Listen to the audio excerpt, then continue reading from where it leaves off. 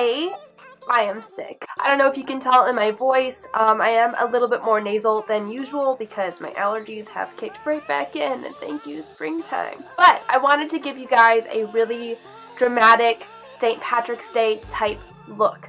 If you're looking for more of a subtle St. Patrick's Day look, this is not the video for you. I do, however, suggest my green bean casserole inspired makeup video. I'll go ahead and leave that in the eye right up here. And yeah, if you want to see this glittery St. Patrick's Day video, go ahead and keep on watching. So I already did my eyebrows and primed my eyes, and I went ahead and I put some no color powder on that outer corner just to give us a tracing pattern. And then we're heading into the Modern Renaissance palette. So I'm picking up the shade Burnt Orange and I'm putting that into my crease. This is going to be our first transition shade of the day. Applying this in circular motions with a big fluffy brush, really blowing that out in a light wash. And then heading into the ColourPop Element of Surprise palette, I'm picking up the shade Blank Canvas. This looks like a deep red tone in the pan, but it comes off as kind of a hot pink color.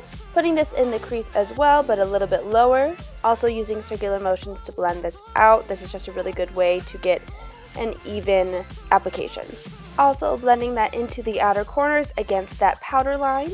And then doing some reverse blending with Burnt Orange just to make sure that everything is really diffused.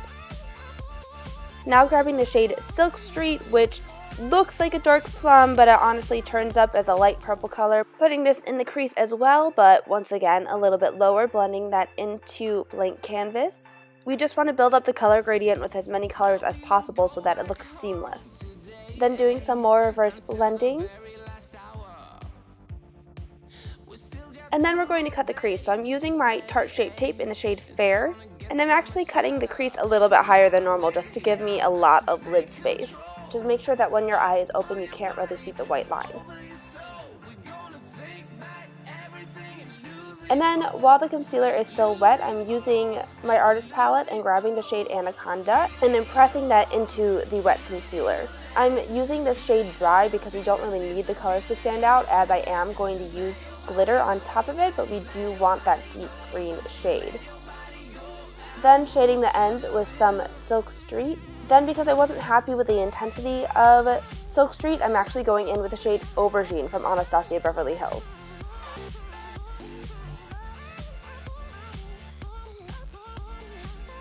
And then doing some reverse blending. Now grabbing my Lit Cosmetics Clearly Liquid Glitter Base and I'm putting that over the Anaconda shade. And while it's still wet, I'm grabbing my Lit Cosmetics Glitter in the shade Magic Dragon. This is size number 3. And I'm applying that on top. This has got some green, yellow, and blue shifts. It's really pretty when the light hits it. Sorry that this shot is out of focus, but you'll see it in a little bit. And then going back in with that aubergine shade just to make sure that everything is blended and cohesive and that we don't have any harsh lines. So after finishing the face, I'm going into the lower lash line and I'm grabbing the shade Silk Street first, lining that, and then blending it out with Blank Canvas. We're really bringing the color far down because I want this to be a really smoky eye. And then finishing that blend with some Burnt Orange. Now for blush today, I'm using my Wet n Wild Ombre Blush in the shade Princess Daiquiris. It's a really light blush, but that's what we need because I don't want it to compete with the eyes, but I want to look alive. And then we're brushing away that baked powder and heading into the Urban Decay Naked Skin Shapeshifter palette. And I'm grabbing the Pearl Highlighter for the tops of my cheeks, my Cupid's bow, my nose, and my brow bone.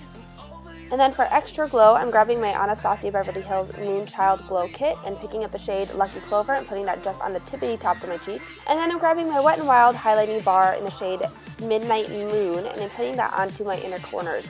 This shade is officially discontinued. If you guys have any ideas of dupes that we can have, please leave those in the comments down below. I'll be on the lookout for those as well.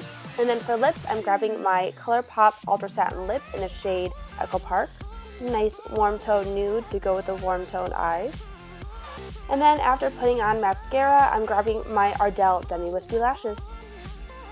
Alright guys, so this is the finished look. Like I said before, definitely not subtle at all, but I love it so much. I just love contrasting green with warmer tones. If you guys like this video, go ahead and give me a big thumbs up, and if you like me, go ahead and click that subscribe button down below. Thank you once again for watching all the way through my sick voice. I'm so sorry about that. Big shout out to Kaylee Cooper. Thank you so much for your comment. I'm so glad that you like my videos. And yeah, thank you so much for watching, and I'll see you in my next one. Bye guys. Back home today, until the very last hour.